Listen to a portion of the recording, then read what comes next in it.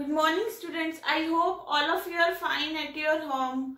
Today we will discuss the new topic excess demand. कल हमारा deficient demand topic हमने पढ़ा था, वो हमारा कंप्लीट हो चुका है। अब उससे रिवर्स जो टॉपिक है वो आज हम स्टडी करेंगे। देखो एक्सेस डिमांड क्या होती है। एक्सेस डिमांड का मतलब क्या होता है, जहां एग्रीगेट डिमांड ज्यादा होती है एग्रीगेट सप्लाई से कॉरेस्पॉन्डिंग टू फुल एम्प्लॉयमेंट, यानी कि हमारी जो डिमांड है इकोनॉमी में, होल इकोनॉमी में जो डिमांड है वो ज्यादा हो गई है होल इकोनॉमी की सप्लाई से, यानी कि full corresponding to full employment. मतलब है फुल एम्प्लॉयमेंट, जितनी आप प्रोडक्शन कर सकते थे आपने उतनी कर दी। आप इकोनॉमी में 100 प्रोडक्ट्स बना सकते थे, आपने इकोनॉमी में, हमारी इकोनॉमी में 100 ही प्रोडक्ट बन गए, लेकिन फिर भी उससे ज्यादा क्या हो गई, डिमांड ज्यादा हो गई। तो उसको हम क्या बोलते हैं, एक्सेस डिमांड। इसको डायग्राम के थ्रू स्टडी करते हैं। देखो यहाँ पर क्या है, हमारी इनकम यानी कि आउटपुट, और यहाँ हमारा हो जाएगी एग्रीगेट डिमांड। ये इनकम बना ली और ये 45 डिग्री का लिखते हैं हम यहाँ पर, यहाँ हम 45 डिग्री मेंशन करते हैं। अब देखो यहाँ पर ये हमारी फुल एम्प्लॉयमेंट एडी है और ये हमारी प्लान्ड एडी है, यानी कि हमारी फुल एम्प्लॉयमेंट में एडी इतनी है और प्लान्ड यानी कि बढ़ गई है अब, यानी कि हमारी ये पोर्शन है वो क्या हो गया, ये इंक्रीज मतलब कि ज्यादा है, तो वो हमारा क्या हो जाएगा, एक्सेस डिमांड। ठीक है। अब देखो एक्सेस डिमांड है तो हमारा जो आउटपुट है, पहले जैसे मैंने बताया है, वो क्या रहेगा, हमारा कांस्टेंट रहेगा, उसमें कुछ भी चेंज नहीं होगा। क्यों नहीं चेंज होगा, देखो आपको मैंने पहले ही बताया, फुल एम्प्लॉयमेंट में जितने प्रोडक्ट्स हमारी इकोनॉमी में बन सकते हैं उतने ही बनेंगे ना। आप 100 प्रोडक्ट्स बना सकते हो इकोनॉमी में, 100 ही बनेंगे ना, 100 से ज्यादा तो नहीं बनेंगे, क्योंकि रिसोर्सिस का फुली एंड एफिशिएंटली क्या हो चुका है, यूटिलाइज हो चुका है। फिर भी उसके बाद एग्रीगेट डिमांड क्या हो गई है, इंक्रीज हो गई है। ठीक है। तो ये जो ईएफ पोर्शन है ये हमारा कौन सा पोर्शन हो गया, एक्सेस डिमांड का पोर्शन हो गया। अब चलते हैं कॉजेस क्या होते हैं हमारे एक्सेस डिमांड के, या फिर कंसिक्वेंसेस क्या होते हैं हमारे एक्सेस डिमांड के। जो आपने डेफिशिएंट डिमांड के कॉजेस और कंसिक्वेंसेस पढ़े हैं उसी के ही रिवर्स है। वह इंक्रीज है तो या डिक्रीज हो जाएगा, वह डिक्रीज था तो या क्या हो जाएगा, इंक्रीज हो जाएगा। बहुत ही इजी है। देखो पहला कॉज आता है increase in private consumption expenditure, यानी कि क्या हो गया, हमारी एक्सेस डिमांड क्यों हुई, क्योंकि हमारी इकोनॉमी में जो प्राइवेट कंजम्पशन एक्सपेंडिचर है वो इंक्रीज हो गया। लोग सेविंग कम करने लग गए और कंजम्पशन एक्सपेंडिचर ज्यादा करने लग गए। ऑब्वियस सी बात है, अब कंजम्पशन एक्सपेंडिचर ज्यादा हो रहा है तो एग्रीगेट डिमांड भी क्या हो रही है, इंक्रीज हो जाएगी। इसकी वजह से, जिस रीजन की वजह से हमारी इकोनॉमी में एक्सेस डिमांड की क्या आ जाएगी, सिचुएशन आ जाएगी। सेकंड आता है हमारा increase in private investment expenditure. हमारा जो प्राइवेट इन्वेस्टमेंट एक्सपेंडिचर है वो भी क्या हो गया, इंक्रीज हो गया। वो क्यों इंक्रीज हुआ, क्योंकि बिजनेसमैन ने सोचा मैं पैसे लगाऊंगा मार्केट में तो मुझे क्या मिलेगा, ज्यादा से ज्यादा उसका रिटर्न मिलेगा, तो वो ज्यादा से ज्यादा मार्केट में क्या करने लग गया, इन्वेस्टमेंट करने लग गया।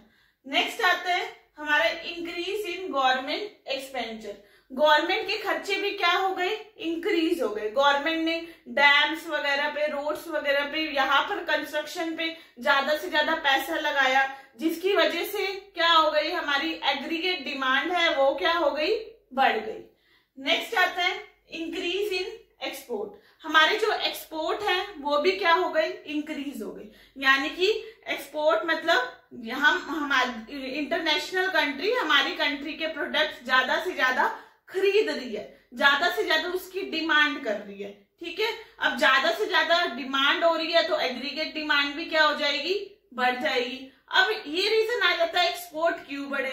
एक्सपोर्ट इसलिए बढ़ गए क्योंकि जो हमारा डोमेस्टिक प्राइस है, हमारी कंट्री का जो प्राइस है वो कम था इंटरनेशनल प्राइस से, तो उन्होंने सोचा क्यों हम अपनी कंट्री से खरीदे, क्यों हम अपनी कंट्री से खरीदे, क्योंकि वहां तो प्राइस ज्यादा है, अब हमारी कंट्री में प्राइस कम है, तो जिस रीजन की वजह से वो हमारी कंट्री में ही प्रोडक्ट्स खरीदने लग गए, हमारी कंट्री से ही खरीदने लग गए, जिस रीजन की वजह से एक्सपोर्ट बढ़ गए। एक्सपोर्ट बढ़े तो हमारी एग्रीगेट डिमांड बढ़ गई, जिस रीजन की वजह से हमारी इकोनॉमी में एक्सेस डिमांड की क्या आ गई, सिचुएशन आ गई। नेक्स्ट आता है डिक्रीज इन इंपोर्ट। हमारे जो इंपोर्ट है वो क्या हो गए, कम हो गए। इंपोर्ट कैसे कम हो गए, क्योंकि अब देखो डोमेस्टिक प्राइस है वो कम है, इंटरनेशनल प्राइस ज्यादा है। हम क्यों बाहर से प्रोडक्ट परचेज करेंगे, हम तो अपनी कंट्री से ही करेंगे, हमें अपनी कंट्री में ही सस्ता मिल रहा है। तो ऑब्वियस सी बात है जो हमारी इंपोर्ट है, हम बाहर की कंट्री से प्रोडक्ट नहीं परचेज कर रहे, जिस रीजन की वजह से एग्रीगेट डिमांड क्या हो गई, बढ़ गई। नेक्स्ट आता है डिक्रीज इन टैक्स रेट। देखो टैक्स रेट हमारा क्या हो गया, कम हो गया। जब टैक्स रेट कम हो गया अब क्या है, उसके पास इनकम अर्न करता है, वो उसने टैक्स भर दिया।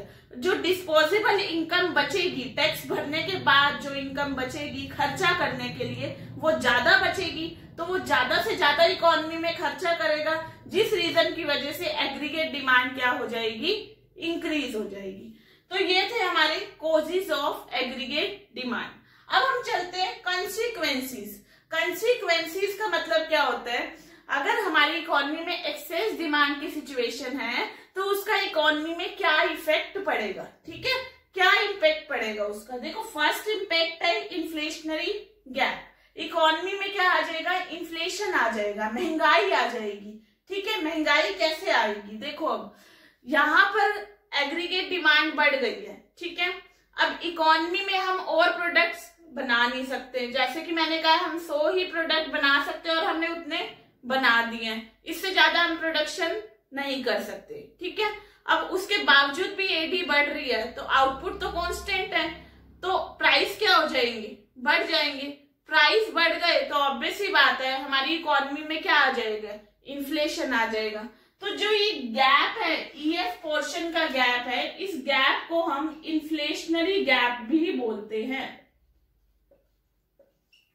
जो ये ईएफ पोर्शन का गैप है ये हमारा क्या हो गया, inflationary gap.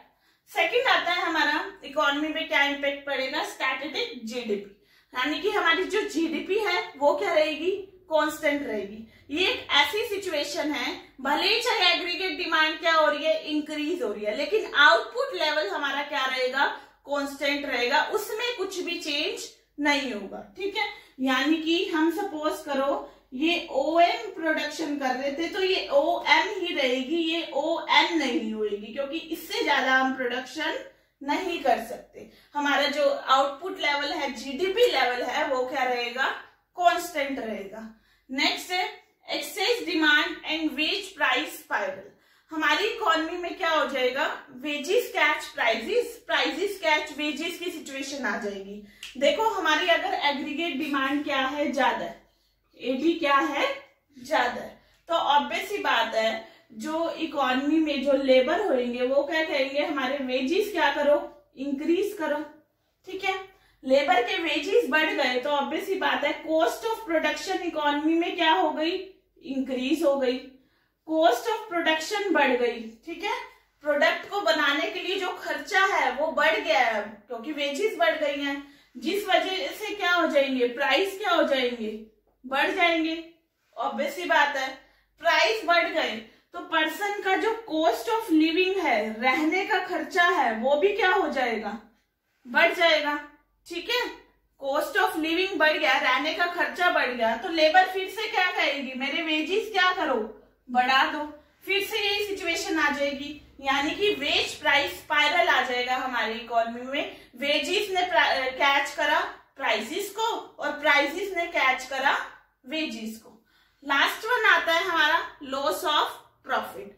Loss of profit का मतलब यहाँ पर क्या है कि अब जैसे कि डेफिशिट डिमांड में लॉस ऑफ प्रॉफिट हो रहा था, वैसे ही एक्सेस डिमांड में भी लॉस ऑफ प्रॉफिट होएगा, क्योंकि वो डिमांड को पूरा नहीं कर पा रहा है। उसने देखो डिमांड ज्यादा हो गई है, अनफुलफिल्ड डिमांड, यानी कि वो डिमांड को इकोनॉमी में पूरा नहीं कर पा रहा है। इस रीजन की वजह से उसको प्रॉफिट का क्या हो जाएगा, लॉस हो जाएगा। वो और प्रॉफिट कमा सकता था लेकिन वो और नहीं कमा पा रहा क्योंकि इकोनॉमी में जितनी प्रोडक्शन करनी थी उसने कर दी, फिर भी एग्रीगेट डिमांड बढ़ रही है, तो यहां से उसको प्रॉफिट का क्या हो रहा है, लॉस हो रहा है।